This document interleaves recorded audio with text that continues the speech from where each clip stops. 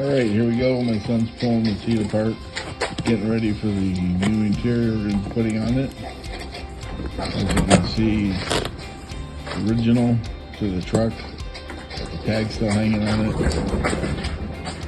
And the old seat. I don't know what my father did, but there's a huge hole in the driver's side. All the foam is gone. We took it all off, got the frames cleaned up, painted them, and here's the new cover. Would have videoed it, but I was by myself, and I don't recommend putting these on by yourself. Easier, I think, if you had some help, but came out pretty nice. And getting ready to put inside the truck. And start putting the interior back together after we get the outside done. Thanks for watching.